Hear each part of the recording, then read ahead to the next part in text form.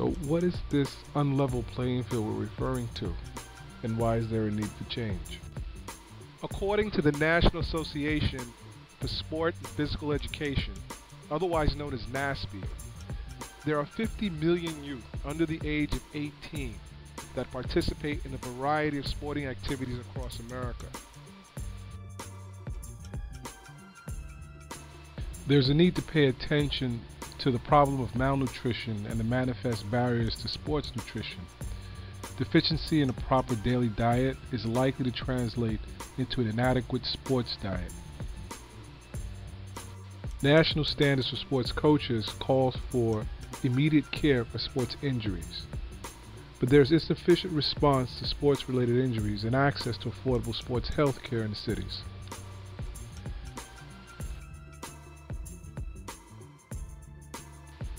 There is a considerable difference in the athletic resources available to inner-city sport participants from lower-income districts when compared to their more affluent peers from wealthier districts across metropolitan areas, such as the New York tri-state region.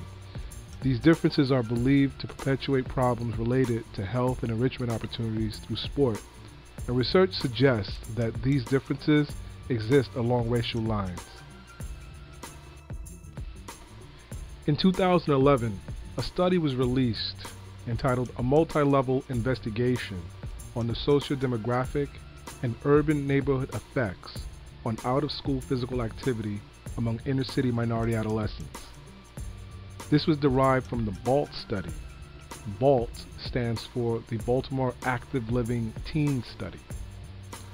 It examined 297 Baltimore City teenagers, collecting data from January through June of 2006 to determine social, emotional, logistical, and economic implications on the frequency and intensity of physical exertion. It found that neighborhood characteristics clearly weigh in on physical activity, particularly neighborhood demographics and socioeconomic factors.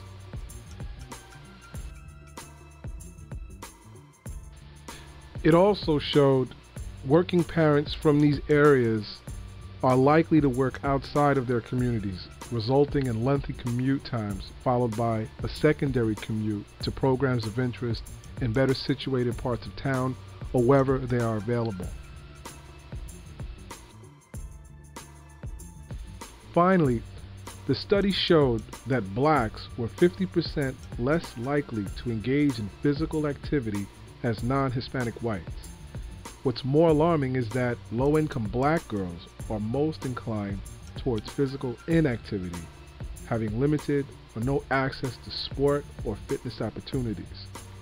Among other factors, individuals falling under these categories face the greatest threat of childhood diabetes, heart disease, and other chronic diseases as a result of sedentary lifestyle and poor nutrition.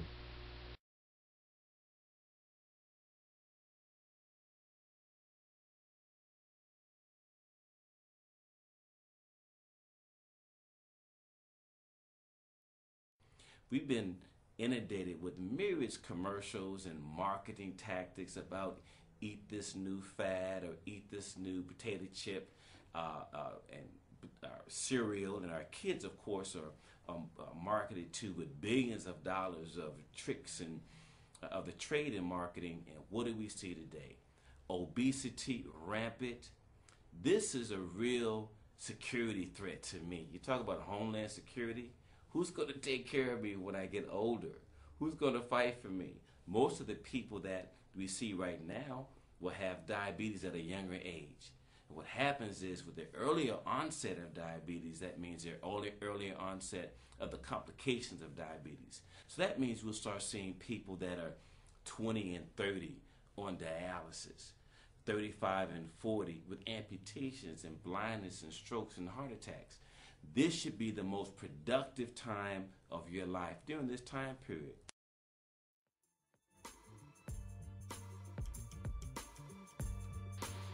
A separate study showed Latino and Asian girls engage in less than 1 hour of vigorous physical activity per week.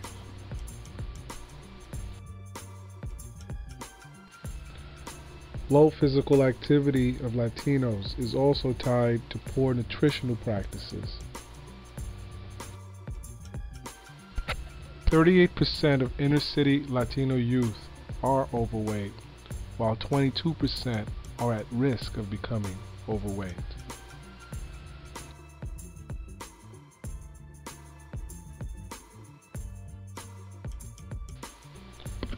Among the distinguishing characteristics and the issues involved are the availability of regulation-sized facilities, properly equipped with the amenities necessary for official play. For example, softball fields without the grass in the infields, leveled mounds, and of the official size and length between the mounds and the plate, courts equipped with hoops, running tracks without potholes and that are properly configured and sized for official lengths and distances. The cities are becoming less and less child and family friendly. Spaces where kids and adults once played catch together, where kids chose sides and had peer-centered play, are being taken away and are being replaced by hamster trail-like jungle gym structures, which are great but alone are inadequate because they alienate adolescent and post-adolescent frequenters of these spaces, as well as restrict the variety of activities and range of opportunities for skill development and sport exploration.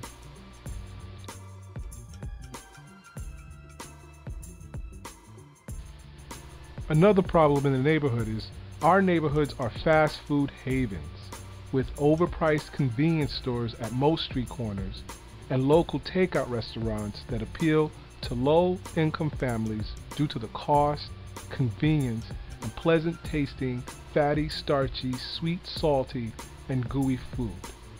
Now, there's more nutritional awareness among these families. Many of them belong to cultures where natural foods are part of their culture. But it isn't nutritional education so much as it is the availability of natural, fresh foods and healthier choices in the market.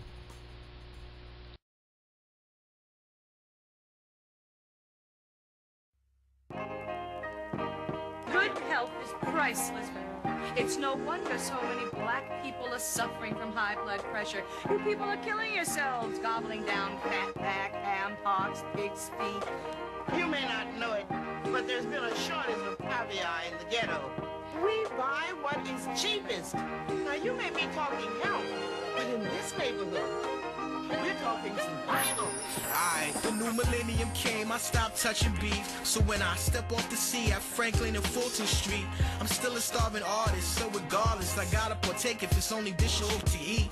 Steamed salmon sound fly, this Japanese spot, wish you want 10 a pop, I went to Crown Fry. It's for round 5, I'll get the special chicken sandwich, cream soda, and a mound of fries. And my stomach didn't want it, there's healthier places, but where I stay is always too far from it. I'm burning up my ones, eating out, but these hood grocery stores switching up dates, selling meats they should have sold before. And Chinese takeout, it's hard to make me eat. $3 for a whole chicken, that's gravy meat. And these allowed eateries of good intentions with a wild greasy but cheap. We targeted to make this food move. The Golden Arches want their employees rocking Sean John and Fubu. It's like this imitation food was meant for we. On the lighter side of things, I couldn't find a Kennedy's, but in the blocks of liquor stores and churches, fast food's a waste of time. Bad service and an extended waiting line. The meal seems lifeless. Yesterday's food at next week's prices.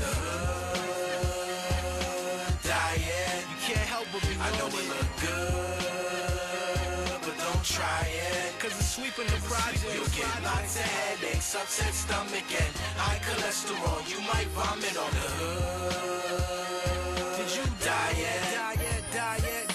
Hot peas and butter, cholesterol smothered. 10% juices artificially colored. Monday, Wednesday, and Friday night takeout. The neighborhood McDonald's is the poor man's steakhouse. Chicken fried crown, just a few doors down, and give you a small intestinal line and a frown. I've been there before, and I'll probably go again, cause it's right here in the hood. Choices are few and slim.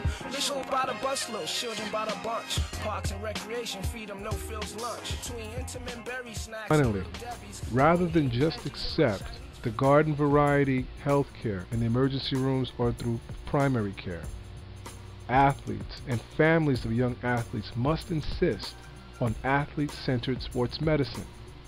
Let's look at this a little further.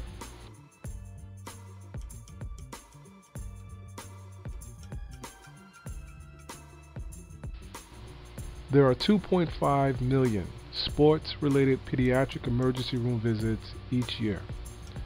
Research suggests that ethnicity is associated with lower rates of sports injury-related hospital visits among children of color.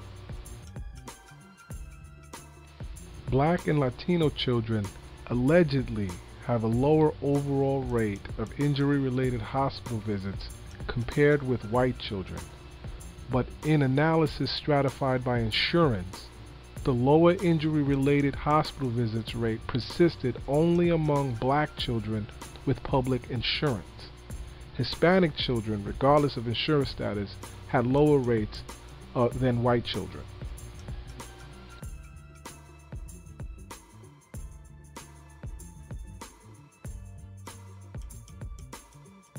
So from all this, we should gather that either there's a difference in injury patterns, barriers to healthcare, and/or different healthcare seeking behavior among people of color, particularly Latino children compared with whites across insurance types.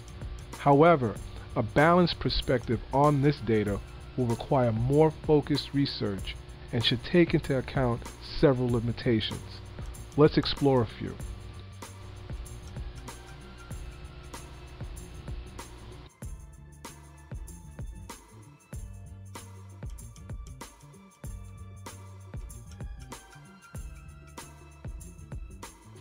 First, uniformity of diagnostic coding cannot be presumed consistent across the medical profession. For example, almost 3% of visits in a 1998 patient sample coded as injury-related visits were not acute injuries. Chances are, publicly insured patients will visit their neighborhood health clinic or urgent care facility rather than go to the emergency room.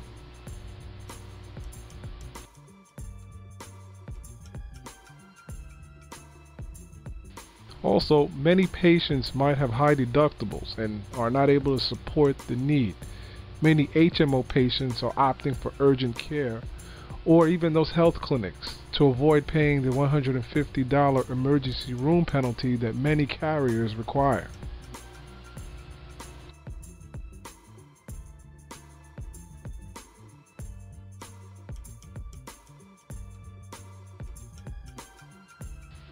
Many patients, especially uninsured patients, may opt to self-medicate with home remedies or other apparatus they may purchase rather than go to the emergency room and incur out-of-pocket expense.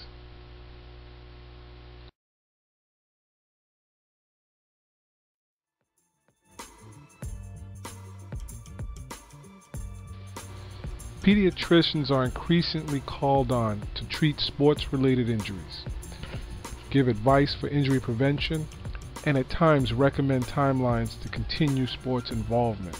Therefore, emergency room and primary care professionals should be trained to deal with sports injuries. There is evidence that more training is needed in pediatric residency programs on the management of sports injuries. The difference is decentralization and greater access to sports healthcare professionals and school-based athletic trainers in wealthier districts that are familiar with sports injury prevention, response, and management. The New York City Public School Athletic League has made an attempt to centralize their sports medical support through an arrangement with Bellevue Hospital in Manhattan for emergency care and with one-on-one physical therapy and sports rehab, with 8 locations in only 2 of the 5 boroughs, one of which requires a ferry to get to. And they use them for prevention clinics, game day athletic training, and therapeutic services. Unfortunately, this is not common knowledge among PSAL athletes or their families.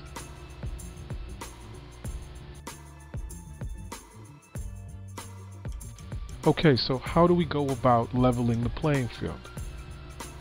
First, the city must involve sport-specific and physical development experts in civil planning teams for the integrity of design and to ensure forward look towards developmentally age-appropriate facilities. Second, the city must open and securitize community school gymnasiums, fields, and courts for non-league play. Third, we must understand nutritional demands of our chosen sports. We must insist on better food options in schools. Next, we need to hire and outfit athletic training services to be closer to the possible occasion of injuries. Lastly, we must reach out and promote use of existing services and educate all stakeholders about insisting on sport medical care and follow-up for sport injuries.